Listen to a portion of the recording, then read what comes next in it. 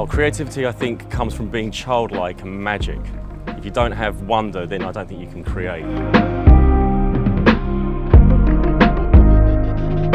I think creativity has always been creativity, but I think what's happening with creativity is what's changed. I think if you look at a film like Guinness Surfer, which won so many awards, I don't think that data and insight would have made Guinness Surfer. I think the same can be said for something like Wuthering Heights by Kate Bush. You know, that song did not belong in the punk era, and yet there it was. And I think data would have probably prevented that song from being released. But nevertheless, that's not to say that data and insights can't help creativity, but you have to have that wonder and that magic in the idea and let data enhance that.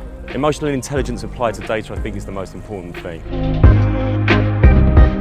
In 10 years from now, I think creativity, well, we're going to be conversing with our AIs. We're going to have a relationship with our AIs. And I think that rather than expecting AI to create the work for you, your conversation with your voice avatar is going to really inspire the ability to create a piece of work. So it will say, "Hi Simon, what are we doing today?" And you're going to be saying, "I need to write a song," which is like it had been written by the Beatles in 1980. And your AI is going to say, "Well, look at this interview with John Lennon. Look at what was going on in the 80s. Look at the politics." And from great information, which you can easily access through a voice interface and AI, you're going to have the necessary information to create an authentic piece of work.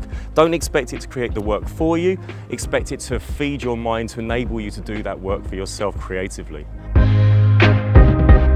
The value of creativity?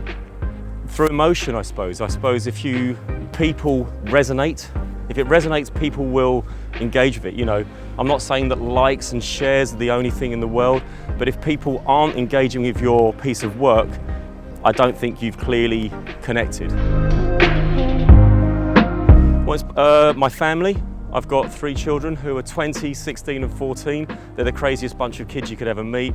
They inspire my creativity, but also in the work that I do, I go around the world talking about the future of advertising, and I see lots of keynote speakers, and I actually have the chance often to listen to some of those talks. I love TED Talks. I think they're amazing. I watch one every single day, and I think it's just making sure that you just tuck into a good healthy appetite and diet of creative works and creative conversations and meeting creative people.